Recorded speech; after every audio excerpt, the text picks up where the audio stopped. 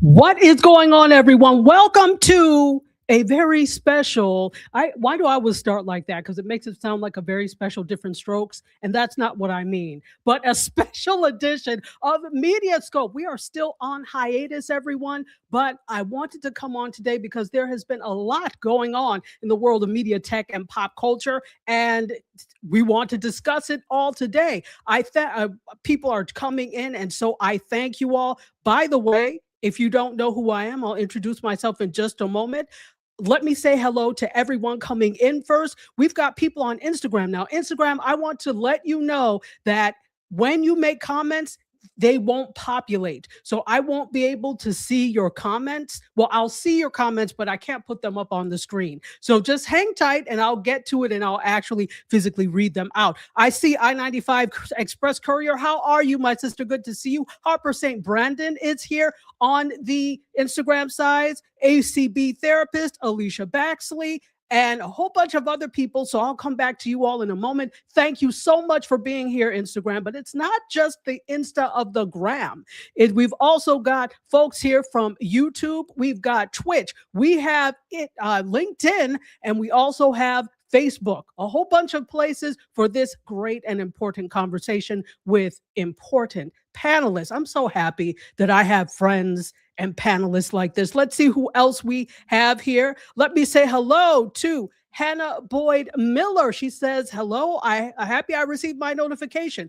Well, Hannah, I'm so happy. I called you Hannah. It's Hannah. Hannah, thank you so much for being here. It is wonderful to see you this evening. G says, hey to everyone. And guess what? She's actually one of our panelists. Welcome. And we have is it Maria Lively? Hello. Please say, please, if you don't mind, phonetically do it so I'm not calling you the wrong name all evening. But thank you so much for being here, Maria. Who else do we have? So this is who we have right now, and more people are coming in as we speak. We have a lot of people on right now. So make sure that you're saying hello. Make sure that you put your comments in the chat. We will read them out as long as they are reasonable comments. But you know what we're going to do right now? I don't want it just to be me. So I'm going to bring on the wonderful panelists. But first, in case you don't know who I am, what's up? My name is Tachi. I'm a media professor, filmmaker, media content producer, and I'm also a journalist. And I'm happy to be here this evening, getting a little more of my MediaScope family in. All right. So right after this, you know what? I enjoy that music that we played or that I played earlier. So guess what? Right after that, we will have our panelists back on. Stand by.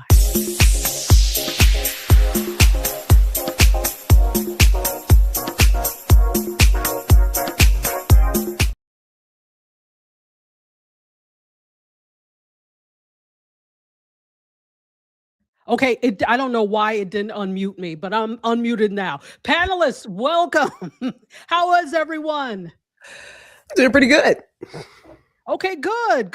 And look at this wonderful couple up in the all together, and that's wonderful because we can see you on the vertical side. By the way, we are streaming vertically and we are streaming horizontally. So if you are joining us on Instagram or on the vertical stream for YouTube, you're going to see us kind of vertically, like you're watching TikTok or something like that. But you can always, for the best experience, I suggest that you come over to the tubing of the U, what we like to call YouTube, so that's where the party is, YouTube. So I suggest that, but you are fine if you don't want to come over. So, gentlemen, How are you? Let's start with you all since you're in my upper right-hand corner. I'd love for you to introduce yourself and then tell us about your experience with watching America's Next Top Model. I think you both probably watched it originally. So if you watched the original, yeah, and you're saying yes, so go ahead and do that, please. So I'm Ronald. Hi, everybody. I grew up, I guess, basically watching America's Next Top Model. I was there from inception. So watching this docuseries, this 3-part docuseries, was a doozy. Like, I guess when you're watching it as, a kid, you're watching it with, I guess, jaded eyes or whatever the saying may be. But yeah. I think the world is still reeling all of what we witnessed from the docuseries. Yeah. Hi, for those that don't know, my name is Chris. I also grew up watching as an adult Top Model, and I watched it for the photography because I was a photographer, a young budding photographer, and I wanted to get into like fashion. And I will say, rewatching this docuseries, this 3-parter, was very eye-opening because I saw it through a different lens, and it was very eye-opening and a little overwhelming, almost disturbing. Yeah, very disturbing. Disturbing is a great word for it. Yeah. If nothing else, let's go ahead and introduce our next panelist. Here we go. Hey, I am Gwendolyn GR Houston Jack. I also watched America's Top Model the very first time around. I had a love for fashion because I studied it. We tiptoed into modeling because I thought, so I wanted to do it. I kind of did it. And I was like, I don't have the chops for this. So we have a couple of experiences that come to light, but like everybody else, this was different. Seeing it now, you're like, wow, we did that. Okay. All right, let's talk about it, please, because we got something to talk about. Well, I want to start with this. So I thought I remembered that you said that you did a little foray into modeling. Can you kind of set the stage for us, even if it wasn't, a big foray into it? Can you kind of set the stage for us in terms of the expectations that you had when you were getting into modeling? Yeah. Okay. So I'll start with, there was a time in like the 90s where everybody who was thin was seen as, I should probably get into modeling. So there were a lot of modeling schools back in the day that pretty much scam people out of their money. This is not that conversation. But when I got into New York, I thought, okay, well, let me see, I'm here for school, but maybe we could try some other things, help out with the fashion shows, try to do other stuff. But if you're going to do runway, as in like haute couture, you need me 5'9" minimum. And I was 5'8.5". They don't play halves. You're either in it and you're not. And if you really think about it, they don't want people, women or men, who take away from the clothing. You need to be this walking mannequin. So no T, no A, right? And if you have a little bit of that, it's not going to happen. So I did get a spread, not like in a trade magazine, nothing to really brag about, but I did send copies home to the parents. But yeah, it is a hard thing, but I was looking like a lot of people just at runway modeling, completely ignored all the other modeling opportunities that do exist, which I found later on in life. Interesting. So what made you say, yeah, this is not for me. I don't have the chops for this? When you get in those rooms and you believe that you have a table that you're, posed on, there's no table. It's like on the board. You can't touch the board. You got to hold the pose. The lights are extremely hot, the bulbs, I should say. And it's just, it can be a little hectic. It can be. And I just thought, I don't have this. And I like to eat. You know what I'm saying? Which at that time, that was not the thing. Like, that just was not the thing. But what was really promoted back in the 90s, think George Michael and all the supermodels, Linda, Isabella, all the supermodels, Heidi. It was all runway. It was all haute couture. And that's fantasy land. Like it's not ready to wear. It's not where the regular people reside. So to get on that runway, that's a hard feat. It really is hard. And if you have any kind of melanin, it's one out of all the other models. It really is a pick me situation. So, Yeah, and Mm. I think during that time that you're talking about, that's exactly what it was. Because I think that times have changed and it's a little bit different now. You see a lot more diversity, and it really took people such as like Rihanna to bring it to the forefront to have that diversity. Not only do you have people of color, you've got all shapes and sizes. You've got people with disabilities that are on the runways modeling now. So times have definitely changed. And when you really look back at America's Next Top Model, it's like, how the heck did they get this show on the air? But that was the sign of the times. But it's interesting that people that we keep saying, or the conversation keeps going towards, well, that's what happened back then. Those were the times. You could also say, well, that's what happened during slavery. Those were the times. They just whipped people. And so it's almost like making an excuse for what happened I get back that. then. Okay, and I'm not okay, saying so you're saying that, but go ahead.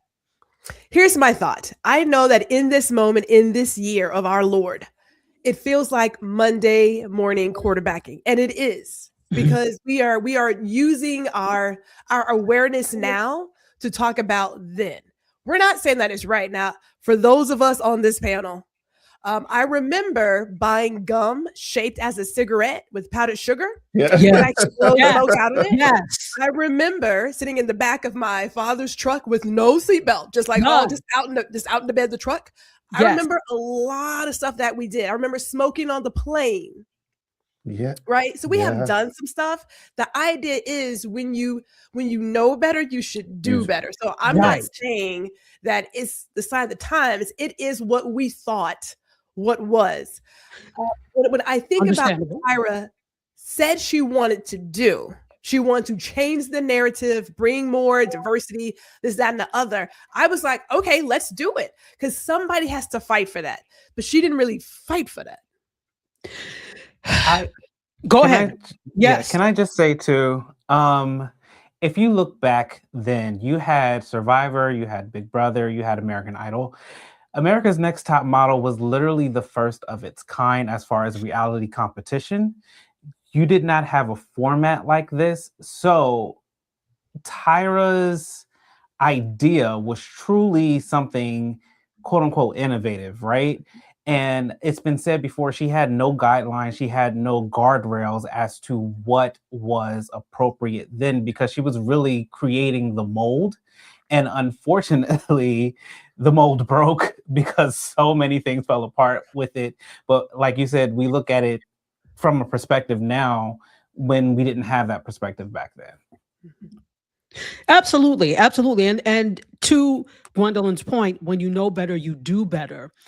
But has the modeling industry been doing better? Actually, this is what I am trying to look at, and I think we're all trying to reckon, because even though, of course, this is like, what was this, 2003.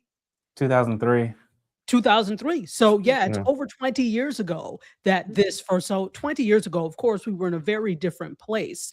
You did not have, well, you're talking about not just a competition show of this type, but a Black woman who was producing a competition show of this type. You just simply did not have that. And so I'm wondering whether or not she felt she did not have the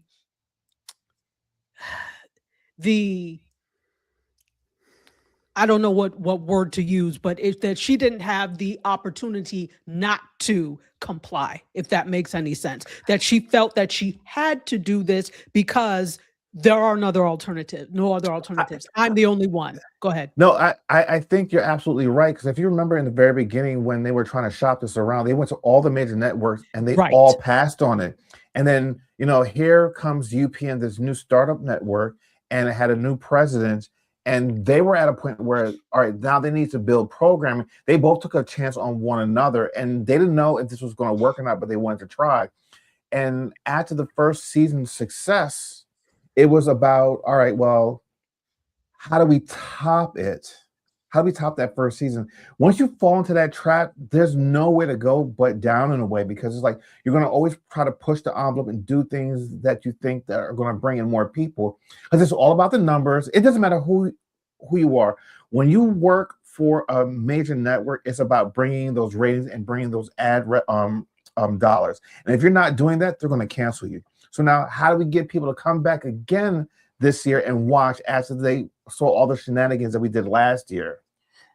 On top of that, too, they also had a budget after that first cycle. Yeah. And then in the midst of Top Model came shows like Fear Factor, right? So now they also have to compete with this other extreme show. So they have these girls doing extreme things because the audience is craving different things. Yeah. Gwendolyn?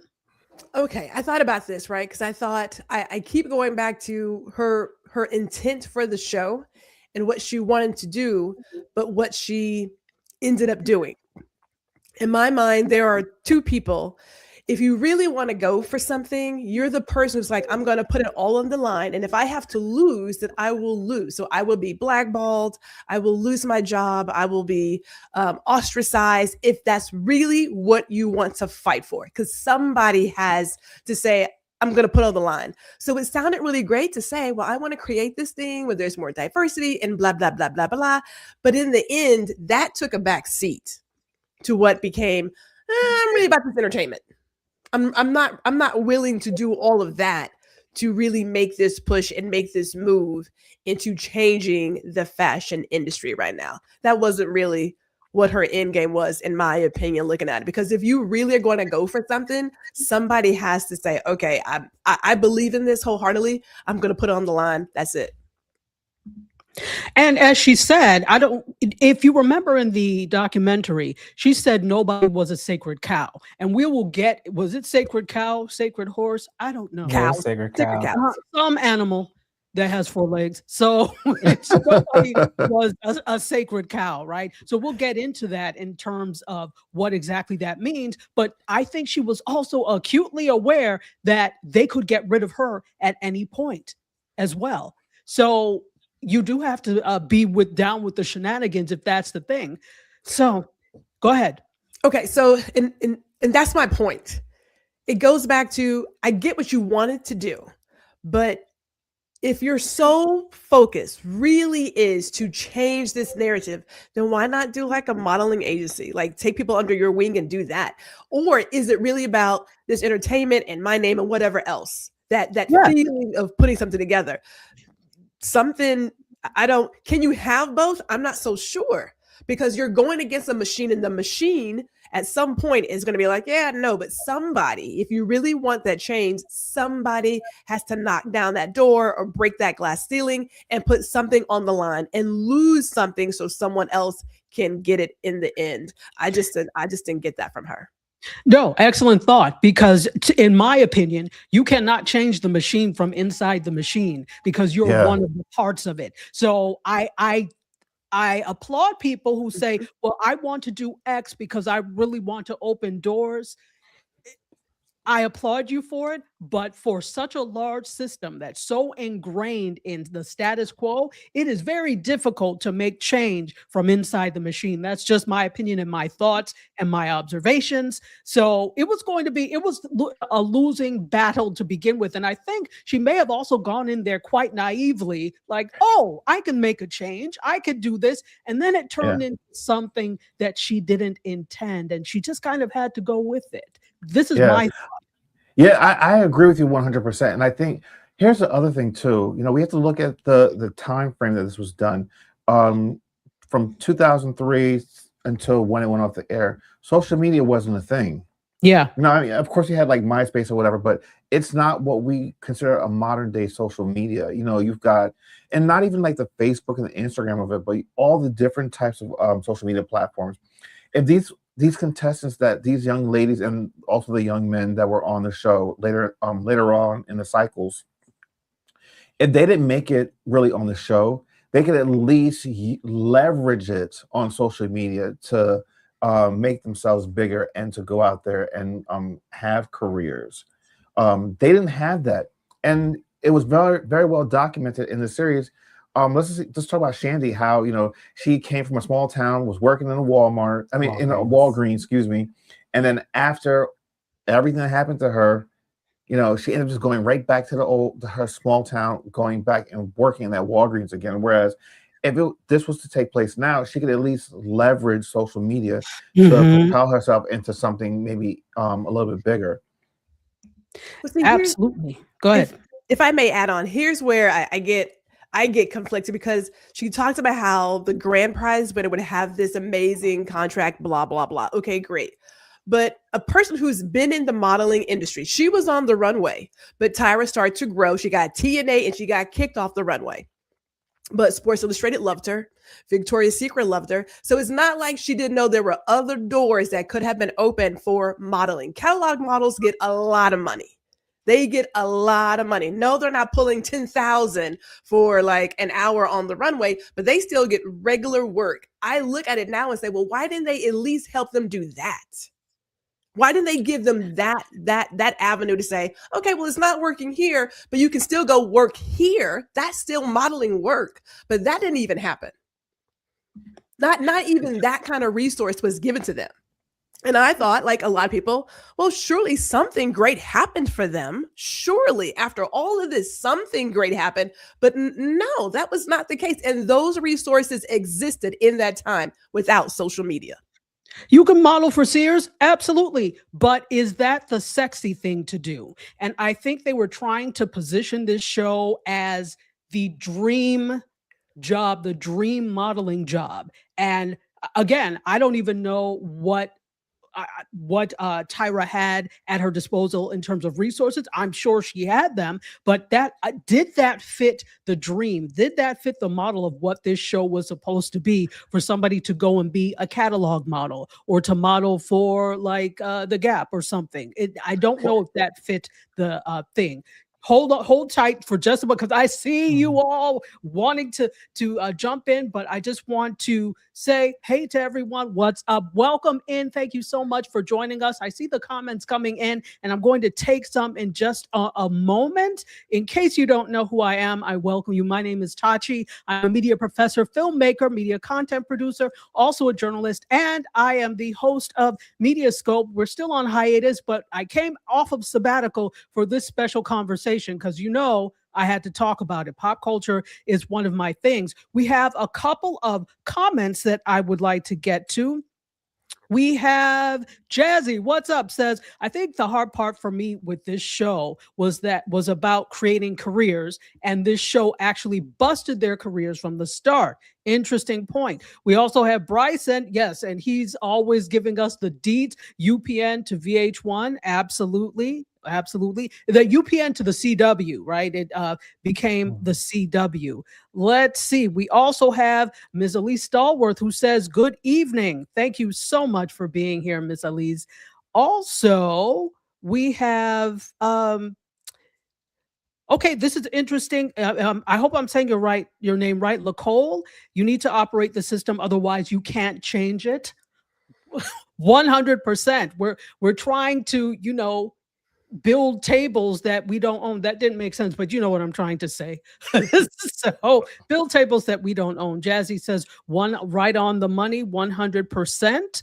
Also, let's take some thing over from the Instagram side. We have Harper St. Brendan, who has joined us. Also, Joni Red Butterfly. Hello, Soror. Welcome. Brian Garvin says hola, and hola to you as well. Trish is here. How are you? Joy of Love. Welcome in. Marquita Morgan is here. Charlene Austin. How are you, my dear? She says, this is what I never liked about the modeling industry. I feel all shapes and sizes and heights should be able to model 100%. She also says, don't get me wrong. I loved America's Next Top Model. I was a faithful watcher.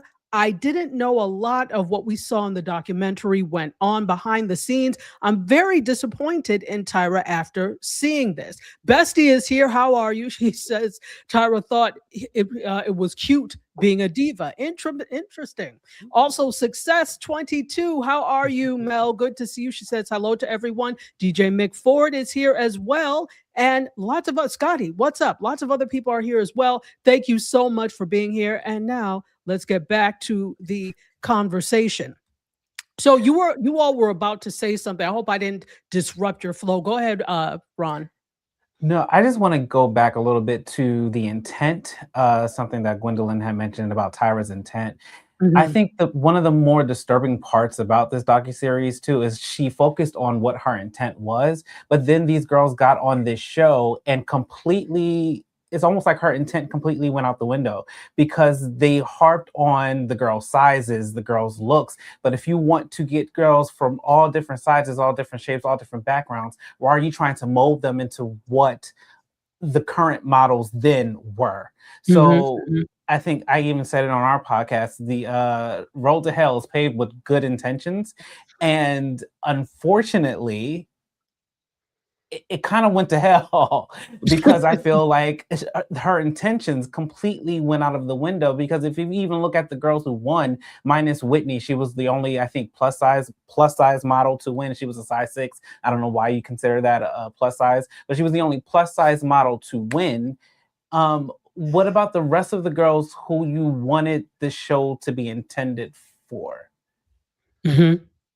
So I think that's a big part of the disturbing part about it is like, did you really intend this to be something different? Because it wasn't anything different. You think about like the way even Miss J, when she wrapped her hands around the one girl's waist and was praising how tiny she was. It's like, what are we doing here? What are we really doing here? And nobody took ownership of any of the foolishness. May I Oh, add one no. more thing Yeah, before you absolutely. go on? Getting on a high fashion haute couture runway is like getting a spot in the NBA or the NFL. There's a lot of beautiful people out here. There's a lot of people who have crazy talent. Not everybody gets a job in the NFL, and everybody gets a job in the NBA. So even going into it, it was going to be a less than 1% who could even get on that stage, literally. So I can't help but go back to us. Like, I get that you want to promote this sexy thing, knowing full well that everybody does not get the opportunity to walk on those kinds of runways. She knew that. She knew that. So if that's the case, I still feel in my heart you could have done something after you have taken these people and, for all intents and purposes, exploited them for entertainment and give them some sort of leg up. That's the least that could have been done. The least. And think about what 100%. happened to Danielle Evans. She even said it Yes. in the docuseries. You saw me in my struggling. You saw me in my struggle, and you did nothing about it. And Mhm. Tyra even told her verbatim, "I knew there were doors you would not be able to walk into." So Yes. why put these girls through this? Yeah. The other thing too that really was disturbing to me, and which made like the whole series, when you look back at it, kind of pointless, was the fact that you know, a lot of these girls, even after they came off the show and then they had looks and they thought that they could do this, they were never going to be selected because the people in the fashion industry who actually had to hire these people, the modeling agencies, didn't want to send them out on ghosties because they did not look at them as models. They looked at them as reality Reality. stars first who wanted to become models. That doesn't mean you're a model. Yeah. 100%. And this, if you look at many of the girls' stories, I've been watching a lot women. They were women at the time. Many of them were girls, but they are now women. So I've been looking a lot. Obviously, when you watch this, if you're on YouTube and you watch one thing, a whole bunch of other things pop up because of the algorithm. And so I've been seeing a lot from the former contestants in terms of what they were saying. And many of them did say the fact that they were on the show did not do wonders for their career because, yes, especially back then, you were seen as a reality star and not a model. And to your point, Chris, now you can, well, whatever, you can take social media and make that work to your advantage. You can at least salvage something of your Yeah. career. But back then, there was social media, but it was nowhere to the point that we have it now. I want to go back to your point of where you were talking about the waist and how Miss J praised basically how small the waist was. Angelique, remember Angelique? She was on from 2000. She was on 2011, and then she had won the All Stars when they came back. She was on 3 times, I think. She won All Stars, but they snatched the title from her because they found out that she had worked as a call girl in the past. So she actually won the All Stars, but they took the title away. And then in 2014, she came out and said that. One thing that she says, she actually does a podcast with a couple of other people regularly. And she said, and I watched this actually last night, that she grew up, she's actually from Buffalo, New York, ironically, but she grew up really thin. She was not what the guys considered to be sexy or whatever. She was like real thin. And she said for the first time, she got praised for what she was bullied about on America's Next Top Model. So the standard was thinness. This is who it is, or this is who she is. And it felt good to her because she was praised rather than bullied for it. So looking at this from the other end, I think, of course, when we look at size and size inclusiveness, we tend to look from the other end. But it's interesting that somebody who has never been the it girl, bullied for being thin, now feels a place in that modeling world, albeit it's not it's not what the type of attention that probably is the most affirming attention, but she felt a place. Go ahead, Gwendolyn. I understand that. I was given my father's body, so high school, junior high was not kind to me. Yes, I'm a Black woman. I had no hips, no bumps, no lumps, and it was just awful. And then you find this industry that loves you being straight as like a piece of paper. You're like, oh, you're amazing. Yeah, it feels really good. It really does. You're like, oh my God. But but you can still see yourself as, but I don't have anything going on over here. I don't have any. So I completely get what she means because, I was picked on for being entirely too thin. Completely get it. But therein lies the problem with the show. And going back to the whole standard, Tyra wanted to break the standard, right? And yet she fed into it. Yes. That's all she did. She completely fed into it. She fed the beast. She did. And again, I don't think I really do believe that her initial intent was to try and make a change. I really do believe that. But you get caught up sometimes. And well, I mean, think about it. She got success from this. Yeah. She was elevated from even more than what she was as a runway model and being on covers and stuff. She had the #1 show in America around the world. I mean, exactly. That does something to you. Well, that's what I mean. She got caught up in it. She got caught up in the success of it all. If it didn't do so well, maybe she would have taken a step back and said, this is not so. Because let's be clear, these ladies were hazed. That was some serious hazing that was happening. It's just that we don't call it that, but that was hazing.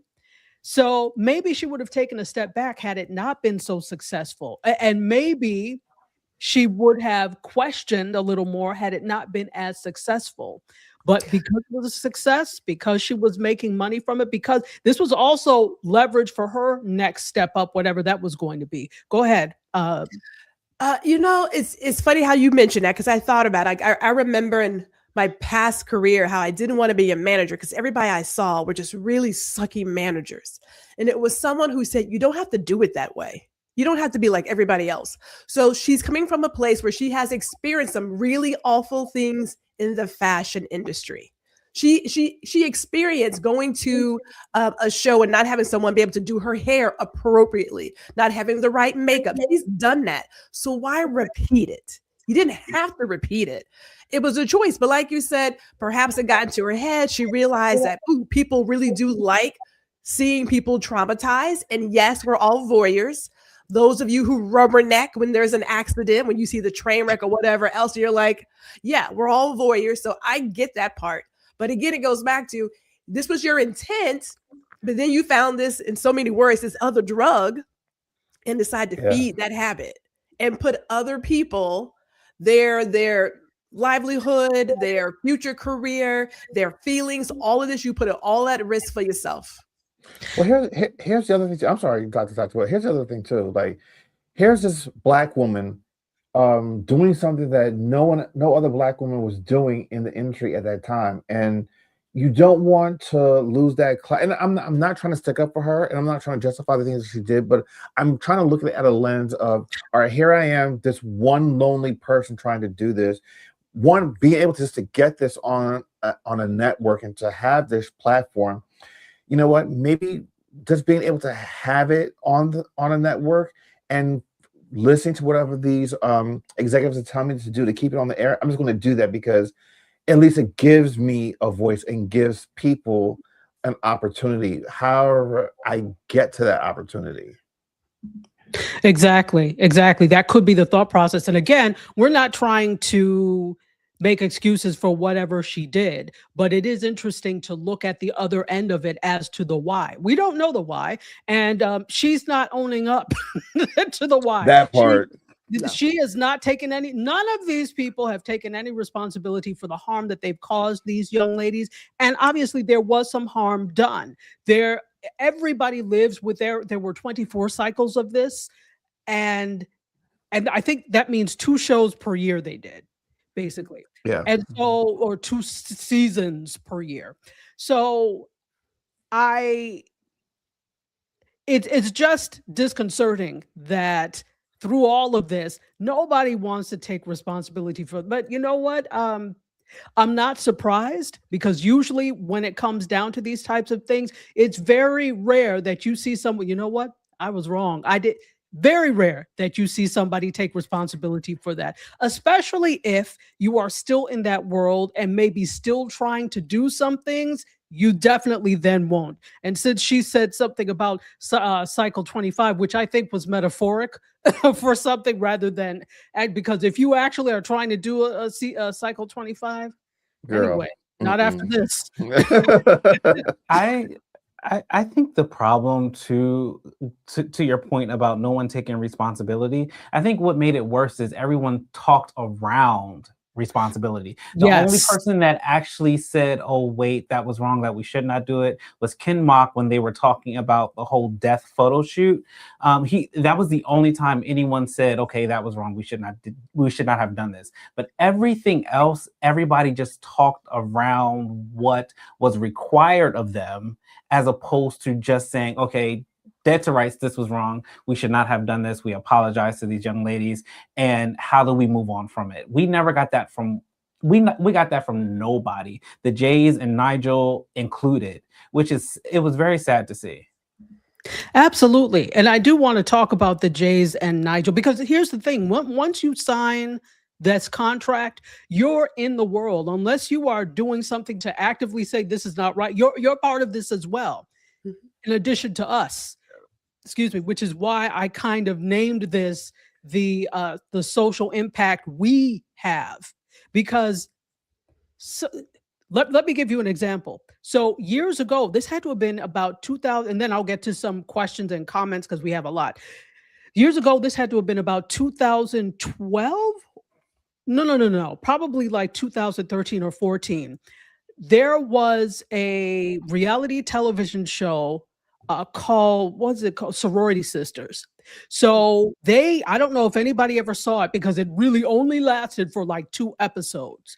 So it was young ladies who happened to be part of NPHC organizations, the 4 Black NPHC organizations, or Divine 9. And so it was supposed to be a show about, we didn't know what it was going to be, but those of us in the Divide, we're like, oh, let's watch it and see. Well, this show was horrific and horrid.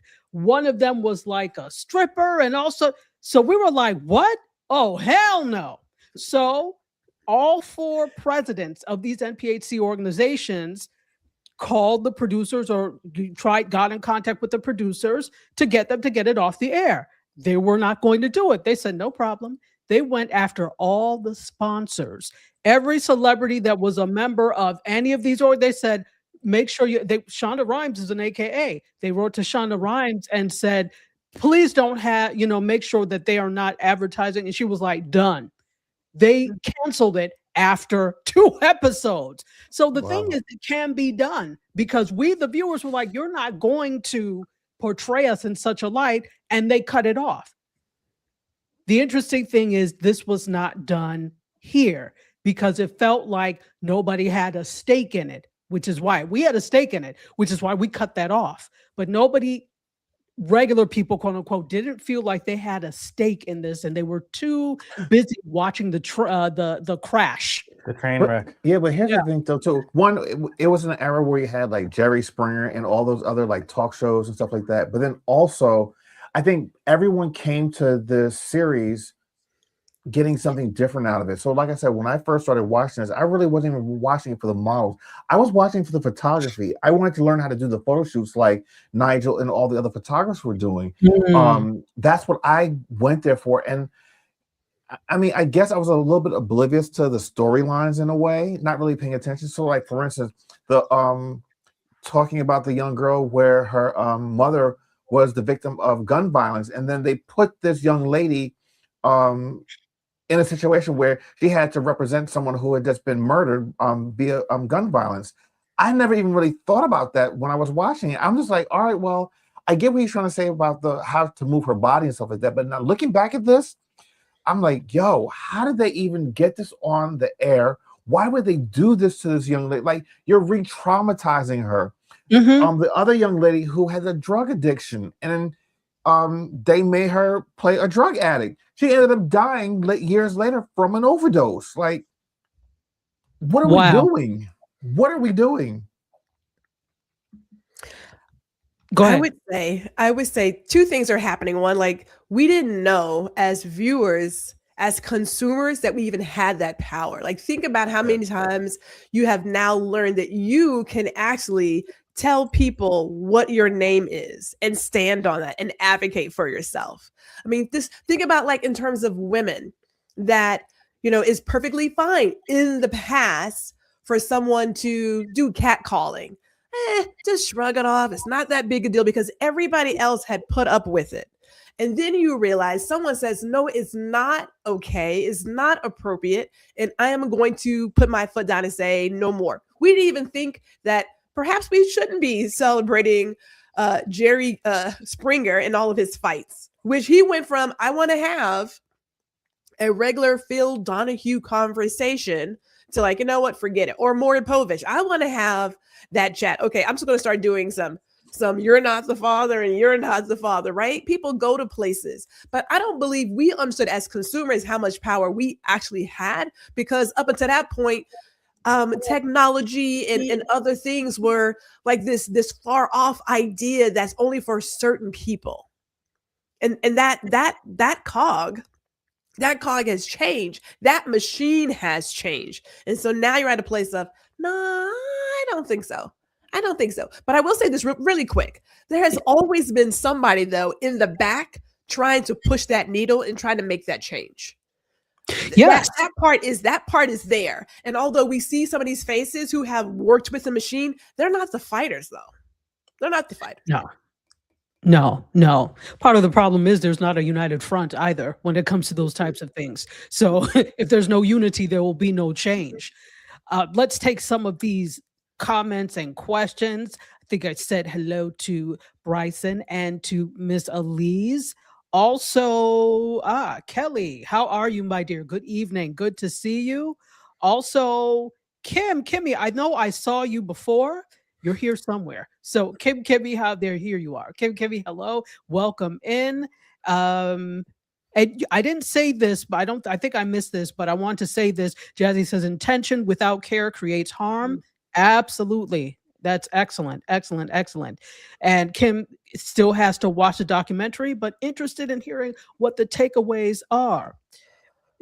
We I don't think we have time today for all of the takeaways, but there's quite a bit. Beverly Campbell is here. Hello, Beverly Campbell. Welcome in. Also, Classic C Gem says, blessings. Yes, it's interesting. The last episode I watched was with Eva.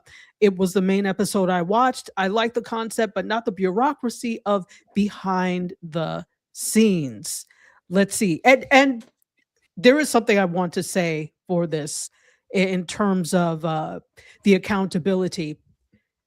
It's on us, and I agree. I don't think we realize what power we have, but the reason I brought up the reality show that about sorority sisters was because it was within the same time period, yet one group knew that they possessed an amazing amount of power and another group did not. So I find that dichotomy very interesting. So here's another example. I have a lot of examples. When I used to be the operations manager for a group called Live in Color. They're like a hip hop dance group. So if you know the name, that's because they were on the first season of America's Best Dance Crew, and Mario Lopez was the host. We actually performed in San Francisco, and they were at the time casting for the show and said, "Oh, you guys don't even, we'll take you to the front of the line." So basically they knew they wanted us because they barely auditioned, right? So there was one episode that I was livid about. They have costume people, and during one of their dances, they had on blue and gold. Well, I noticed something interesting about one of the blue and gold. And for those of you in MPHC, you're going to know this. So I noticed that there was a sigma and a gamma, but the bottom of the row had been torn off. I said, you really think I don't know? Maybe they don't know or think other people didn't know, but I saw that. And of course, Sigma Gamma Rho was annoyed. Now, I was annoyed too, because I called the producer and explained that's not what you do. Those are actually symbols that have copyright and trademarks to them. You can't just use them willy-nilly. You can get sued. So the thing that I hold them responsible for is that, but I also held the dancer responsible for that. I said, you went to FAMU. You understand what this is. Why would you not say something? And he was like, I know. If you know, then open your mouth and say something. And I understand you don't think you have the power, but I'm like, that's when you call me and I get on the phone and do something about that, right? So I think sometimes we operate in silos. Sometimes we think we don't have the power, but we haven't opened up our mouth to say anything about that. So this whole reality thing is extremely interesting, because I seem to have my hands in it at several points, but you do have power. You just may not be on your own, and you may have to pull in some other people to get that power heard. And I think that's probably what needed to happen here. There was way too much that went on and too many people that were involved. This was for how many years? At least like 12 or something, 13 years that this went on. And it just got worse and worse and worse. And now, after the fact, after the serious harm was done, now we're looking at this. And I understand what we've been saying about this, but it just seems like a shame that it took 13 years to actually start to do something about this. Well, when you mention how you noticed something, I think about Takara. She was clear in saying, you guys should have something that fits, or like this isn't working. And the moment she opened her mouth, they kick her out. Like I said, you have to ask yourself, am I going to stay with this and keep rolling with it? Or am I going to choose what I stand for and what I value and be like, deuces, and it'll work out for me? I have the faith that it'll work out for me. She took that road. We understand that a lot of the stuff is edited. They knew what they were doing in creating the stories. They had the background on these girls, right? And they use that against them. That's some diabolical stuff right there. Yeah. You know, here you are watching this, although I didn't know anything about it, but then you go out to have this little chat with the girls about cheating on your boyfriend and how he cheated on you. And, oh, did you knew exactly what you were doing. That's some diabolical stuff. Like that's a whole nother level. Forget intentions. She had left them intentions long time ago. Them can we talk about that a little bit? So let's talk about that. Let's talk about that, because that also gets into the consent and this lack of consent when it comes to things like makeovers, when it comes to that Shandy situation. So let's talk about that. Go ahead.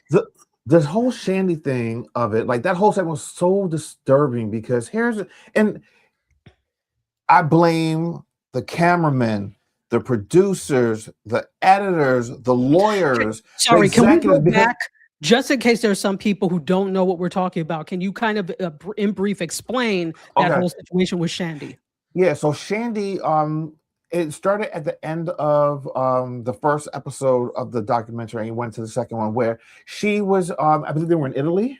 Yes. They were in Italy, and they were around some of the other models, the male models that come back to their hotel. They had been drinking. She had been inebriated, and there was no sexual consent, but there was sex that happened that night without her consent, and it was videotaped.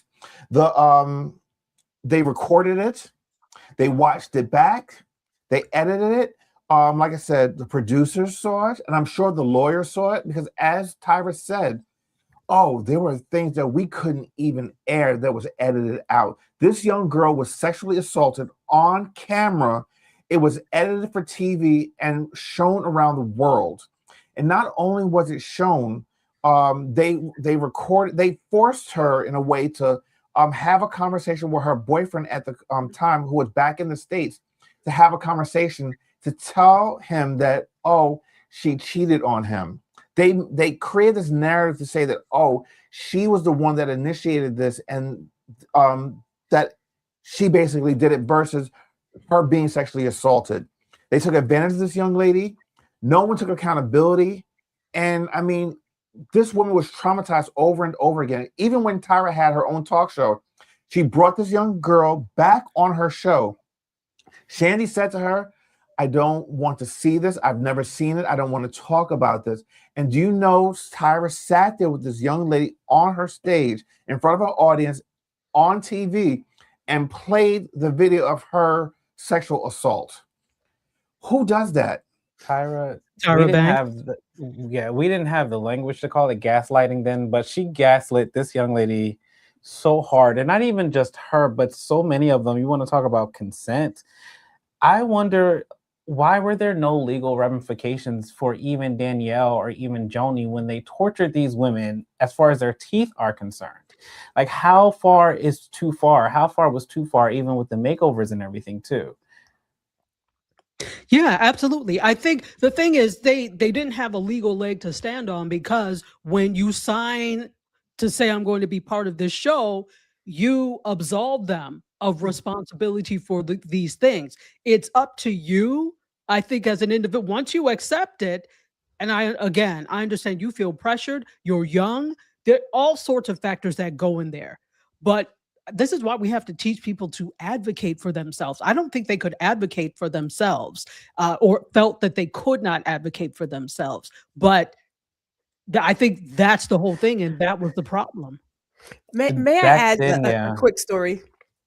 Just a real quick story, and I'm not sure if my dear friend Ma L is in there, but I remember talking to her about possibly signing up to do a reality TV show. Because keep in mind, if for a lot of us, just being on TV was like that 15 minutes of fame. Mm-hmm. Right. And everybody's like, I just want my 15 minutes of fame, because it looked like it was something amazing. And I remember her saying, Gwendolyn, you don't want to do that, because they are going to edit you. They can either make you the villain, they can make you the angel, but your entire persona, life, everything is in their hands. You have no control whatsoever.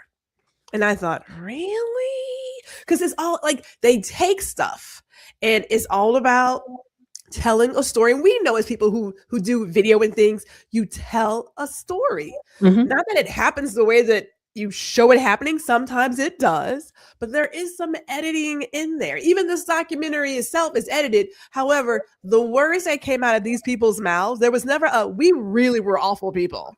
Like, we know better now, like, that was really awful. That didn't, they could have said that. They never said that.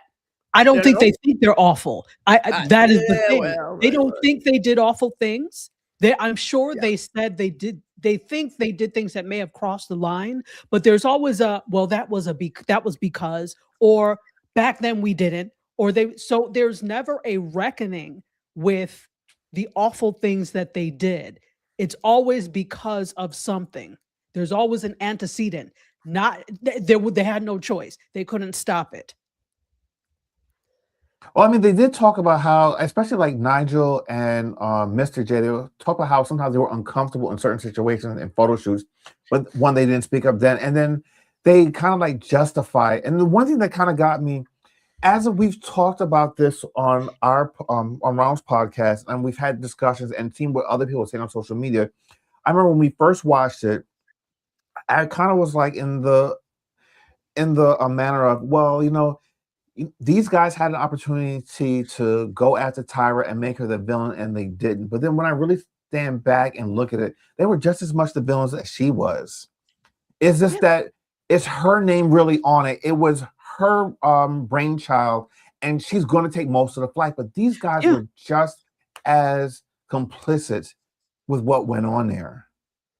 Absolutely. She's the face of it. So she's going to get most of the flack. Most people probably didn't know who Ken Mock was until this documentary came out. Yeah. So you are insulated as a producer, as an executive producer, as a director, because nobody sees your face. Because Tyra Banks was out in front. She is the face of it. And as far as some people are concerned, she is America's Next Top Model. So when you hear a lot of the discourse about, oh, this was awful, you're not really hearing people that are not Tyra as much, if that makes any sense. You're not hearing the allegations being levied at other people as much, a little bit, but mostly Tyra, because she's the face of it. So you're 100% right. But can we also talk about the, I guess, social ramification of it being Tyra as well? It's always easier to blame the Black woman. Okay. Unfortunately. Okay. Because she is, quote unquote, at the forefront. Yes, Tyra was 100% wrong. I'm not giving her a pass in any type of way, but she was not the only one that was wrong, but the only person getting the flack is the Black woman. Look at Jada Pinkett and how she's villainized. You're right. There is definitely a villainization of Black women, especially powerful Black women, when it comes to these things. And there is the tendency to push the blame on them. So let me ask you then, are you saying that if this was produced by a non-melanated person, that this blowback would not be as much? That part of this is because of who it is. Okay. Absolutely. I even heard someone say, like, had this been Heidi Klum who took the helm of this, we would not be talking about this today. Had this been someone like Giselle Bundchen or anybody else but Tyra Banks. Tyra Banks is problematic. I am not giving her a pass whatsoever. Can we hold on? Just to kind of go off of what you're just saying, can we talk about Janice Dickinson? I mean, nobody's talking about her. She was the worst one out of everyone on that panel. To the point where she was fired early on in the series. Janice Dickens was problematic from the very beginning, and no one is talking about her at all.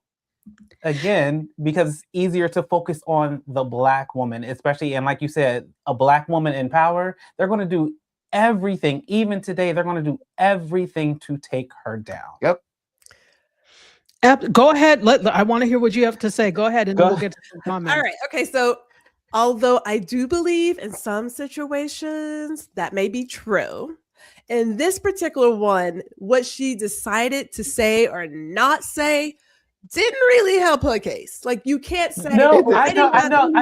I'm not giving Tyra a pass. To do with that. I was only this, but then turn around and say, oh yeah, I was great at storytelling. I became a master editor. I was like, she didn't do herself any favors. Do I believe that it's only because she's a Black woman that they are going this hard? Nah, I'm not gonna say that. Like, I admired her, but having seen how she handles some of this stuff and knowing what she had at her disposal, I'm just like, it definitely hurts, because I think about what's the young lady who was on the photo shoot, had the three guys, and the one guy was clearly way beyond. Yes. This idea of being protected. Right. Even when she calls, what was it, Ebony? She calls her dark skin ashy. There's a certain thing where you're like, she's one of us. She gets it. She's been in my shoes. She has my skin. Surely she'll protect me. And that didn't happen. Yeah. Right. So now, do I believe that it's only because she's Black? No, because I think about, what's his name?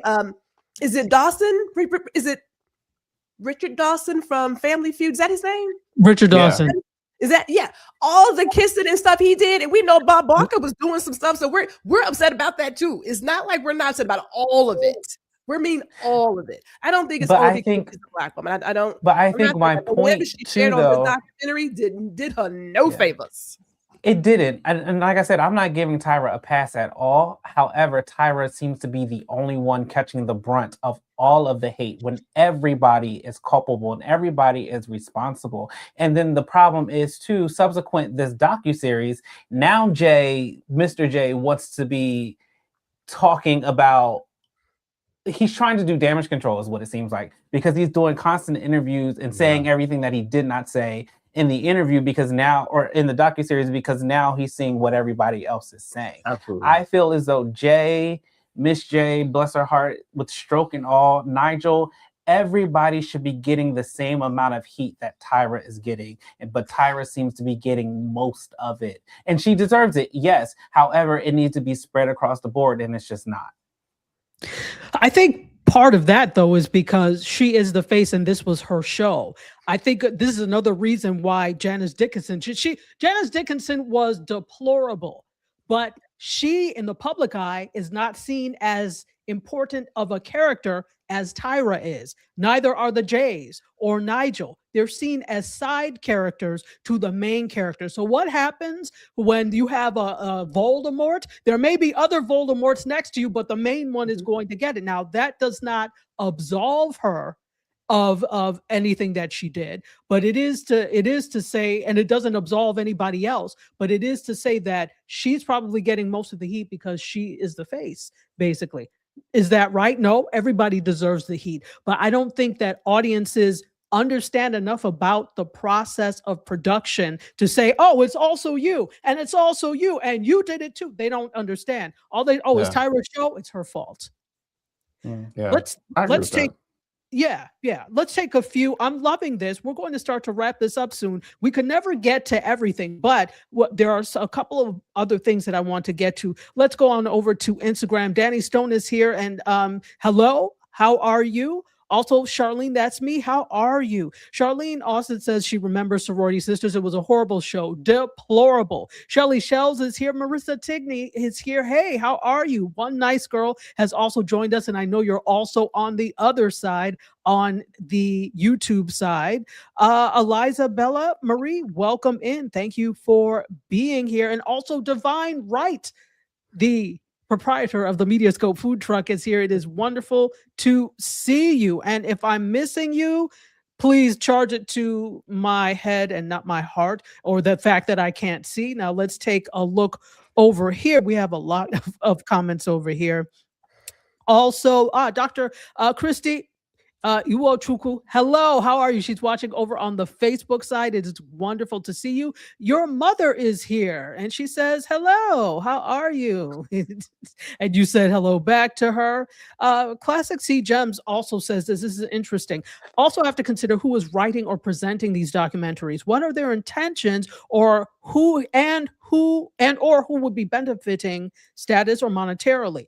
Absolutely. That is a real consideration. Also, here we go. I don't know who you're talking about, but Kimmy says, I assume they're waiting for the fallout before speaking publicly. Let me know who you're referring to with that one. Keisha is here. Hello, and says, I was surprised to hear she was doing another cycle. I don't think there's a market for it. Back then, everyone wanted to model and it was a big thing, but the desire is there, but not as big as then. Now, here's the thing with this. You don't need a CW anymore to put your stuff out. So the times have changed. So all the stuff that you're trying to do and I think she was saying it metaphorically. I don't know if she actually meant it. Maybe she meant this cycle in her life as a cycle 25. I don't know. But the time for this type of thing is over. You can't look at Pop the Balloon. Okay? It's a terrible show. Never watched it. Never watched not one episode. I haven't either. Well, no, that's not true. I've seen clips of this, but I think that Pop the Balloon is nothing more than a venue for black men and women to denigrate each other. I don't think, but if you watch it, do you, boo-boo? But the point is that it started on YouTube. It was after the point that it was picked up for Netflix. So the point is, media has changed, and what they did back then is not going to work now. And in fact, we don't need you like that. So that's that. All right. Let me.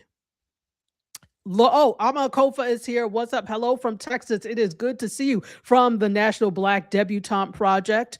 We'll do some more in just a moment. Let's talk a little bit about this.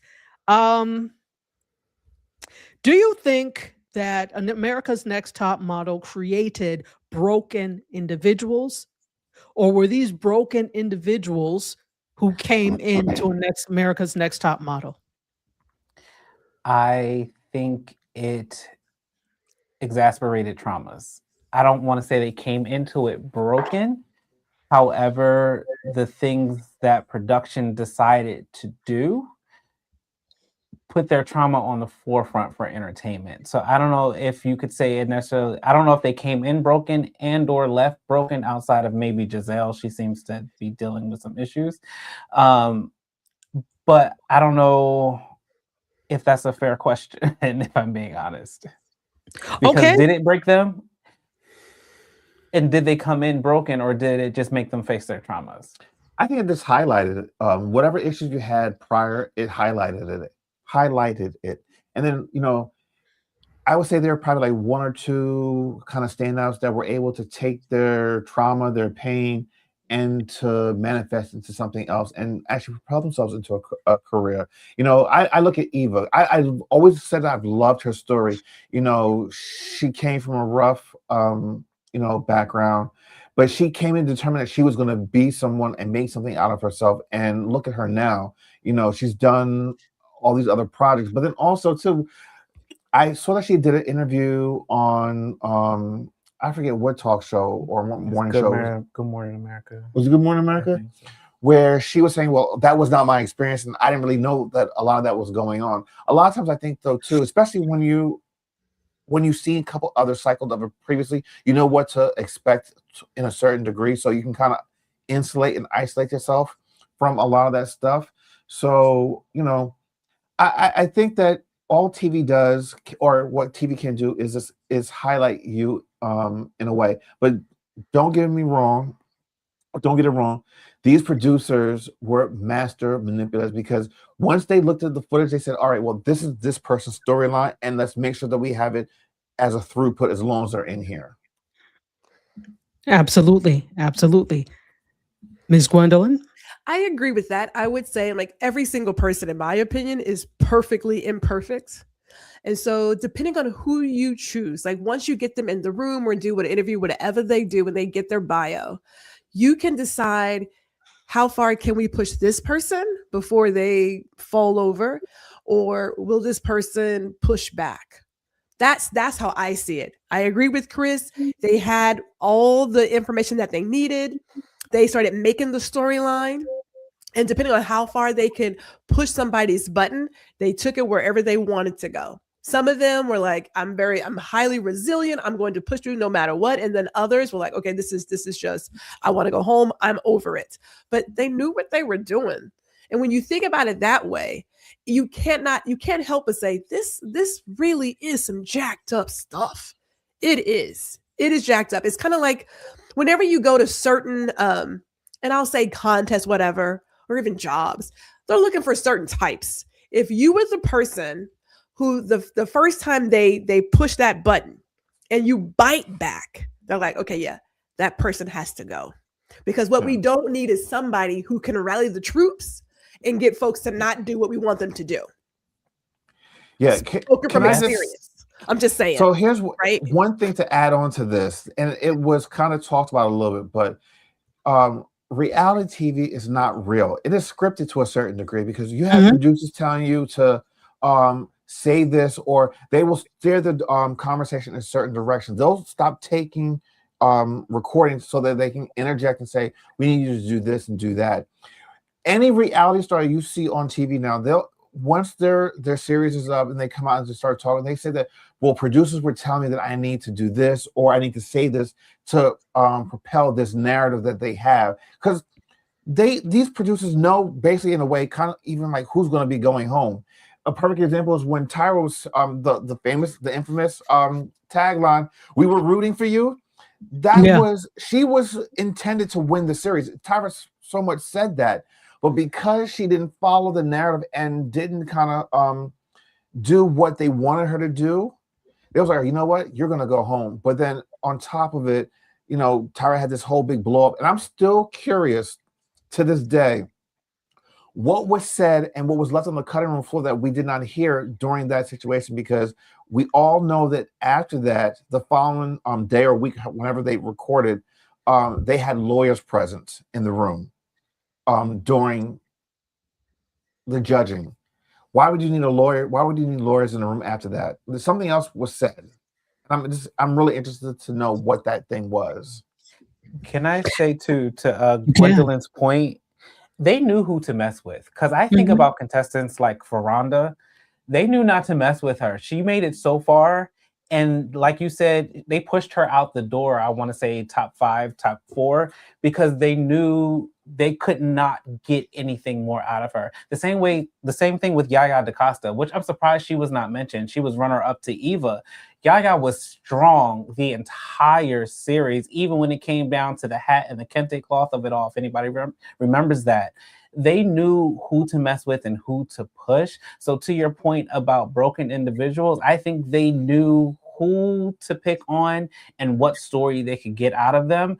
There are certain contestants that came in strictly to be a model on the show, and those contestants didn't get the storyline. They didn't get the big to do because they knew not to mess with those women. Absolutely. There were some they knew they could push the envelope with, and others not. Absolutely. So, you know what we're going to do? We'll take some comments and then we'll go to final thoughts on it. There are never any final thoughts on this. As final as we could get for right now, because we've been on for an hour and 11. I said we were going to go do an hour and 15. So this is good. Let's see. So Beverly says Eva was being bullied while on the show to the point of tears, as resilient as she was. And I guess she loved Eva. Let's see. Classic Gems says, as a young girl, I was so happy when Eva won because it was the first time I saw models of color on screen. Besides your parents, okay, and a positive show. Models of color on besides parents. I get it. Now understand lots may have been going on behind the scenes. Absolutely. We don't know, like, this is even just a scratch of the surface of everything that happened. This was 13 years of balderdashery that was golden. And that's not a word, but I made it one. That was going on. So we have no clue at all. Let's see. Also, Dr. Vibe, how are you? Welcome in. Thank you so much for being here.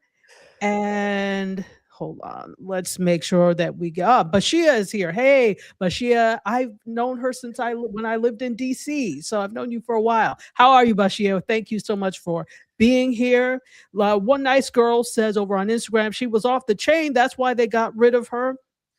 And they are blaming her in the interviews. Mimi Hinton is here. How are you? One nice girl also says Eva did an interview on CBS this morning with Gayle King and crew. She should have been in the documentary. So let me ask this of you. Who do you think should have been in the documentary that was not? I had mentioned Yaya. I feel like Yaya would have had a lot to say. She said a lot on social media without even saying anything. Just her, if you watch her post, I don't know if anybody follows her. She's actually a talented actress as well. Yeah. But Yaya has had a lot to say without really saying much. So I think she would have been good for the docuseries. Eva would have been good for the docuseries. The first winner, Adrienne, she said she wanted nothing to do with it, but has had a lot to say on social media. There were a lot of girls that could have said something. Takara was missing. Well, here's the thing. I don't think anyone's picking up on this, but do you know that the people that were not included in the series were people that went on to have successful acting and modeling careers afterwards? Yeah. The majority of the people that were in this documentary might not have necessarily had that great of a career. You know, people went back to their lives that they had prior to coming there. And of course, we know that there's going to be another documentary series on E that's going to be coming out in a couple of weeks. So, and I think we're going to get more of A lot of the models backstories. a lot of the models are coming on the E special. Yeah. So we'll hear more about that. Yeah. Interesting. Okay. G, are there any? Okay, no. I watched, I want to say I may have watched maybe 3 or 4 seasons. I'm not going to lie to you. Because at a certain point I was like, I'm not getting it. Like Chris, I was looking for the photography. I was looking for where they were going to go with the, hey, so-and-so just won. I was looking for those first winners to see where they were in the fashion industry. And when they just weren't popping up, I thought, okay, so now what? And I'm like, okay, I'm on to the next thing. Like I'm only good for so much of the tomfoolery shows.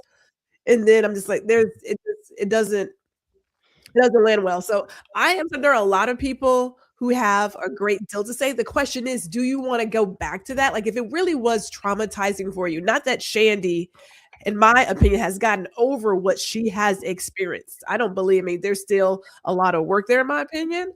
But you have to ask yourself, do I want to go there? Do I want to bring that up again? Do I even want to think about it? And it is possible for people to be in the same room and have 2 different experiences. That happens all the time. I mean, we have, siblings. It's like, do we have the same parents? I mean, I'm just not understanding. Yes. But we know that happens. Someone can have a great experience. Someone can have a so-so. And it just may be, I don't even want to talk about that because I don't want to talk about it. That's an important point because not all the contestants had the same experience. Some weren't even long enough to have whoever was eliminated first, you probably weren't there long enough to have as varied experiences as some of the other contestants. So you're 100% correct. Everyone has a different experience. I think, though, I do want to say this, that as much as I do not excuse Tyra for any of this, to your question, of some of the people you wanted to see or to your point of some of the people you wanted to see, I think they were also trying to frame a narrative of Tyra being very villainous. Now, don't get me wrong. She's a villain.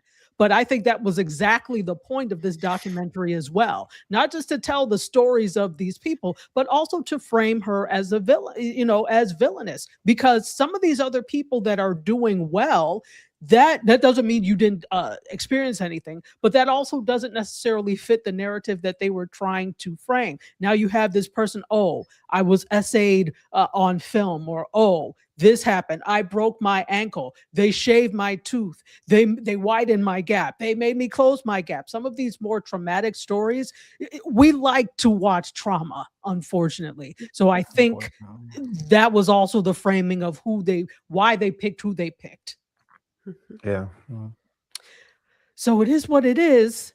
Folks, thank you so much for joining us. Before we go, we definitely want to give some light and some shine for our wonderful panelists and give you where you can follow them. Let's start with Ronald and Chris up at the top. So we're going to, since Ron is first, we're going to put your card up first. You could tell us where you would like people to follow you. I think I tried to find where people can follow you on my own, but let's see. Here we go.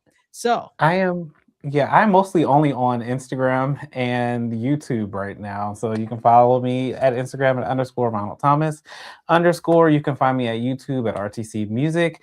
You can see my podcast, the Wait What Podcast. It comes out on Saturdays. You can stream it wherever you get your podcast, minus Apple, because Apple is still trash. I say that on every episode because for some reason it won't let me upload it. It won't let me upload the show to Apple. However, Spotify, Amazon, RSS.com, you can get the Wait What Podcast. And that's where you can find me. Fantastic. All right. So over to you, Chris. Yeah, so I'm on all the socials. I'm primarily over on Instagram at constantly _changing the number for me, all one word. On YouTube, it's constantly changing for me. Same thing at Threads, and then also on Blue Sky. So yes, follow me on there, and then also you can find me on the original conference call where I do the show with my husband Ronald. Yes, that and too. PJ. My bad. We put out a recap show twice a week. Mondays we do Drag Race, and then also on Wednesdays we're wrapping up this season of Traders. We're gonna record the last episode this weekend, and it'll come out on Monday. And then also, on my channel, I do my show that airs here on the Indie Soup Network, Safe Space. We're on hiatus right now, but follow me on YouTube and all the socials. Fantastic. And we're going to take it over to our friend Gwendolyn, friend to the show. Gwendolyn, tell us how we can find you. Well, I'm on YouTube. Primarily, I am on YouTube. So GR Houston Jack. I do have things auto post to Instagram under Black Power Bunny. And then anything I am working on, you can find it on Linktree or grhjack.com. That's where Gwendolyn gets down. And if I have the chance, can I just have like one last thought? Yeah, absolutely. Something to take home with people, something people to take home, I should say, and nibble on or chew on.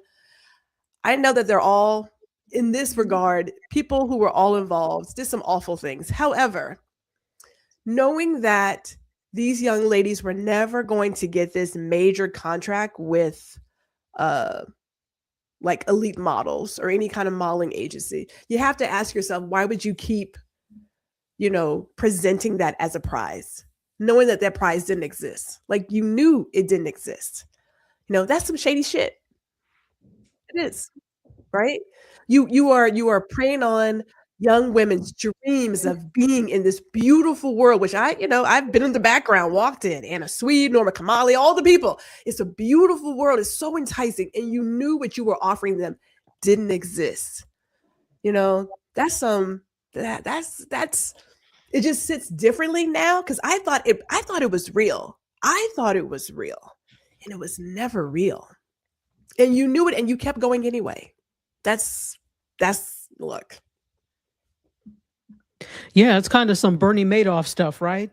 Very much Ponzi scheme. It's a Ponzi scheme. You're investing in this and you think, and then it doesn't materialize. So, and it's terrible because these are people who really wanted it, who probably really thought this was an avenue for them to get into the industry when it was actually a hindrance at that time.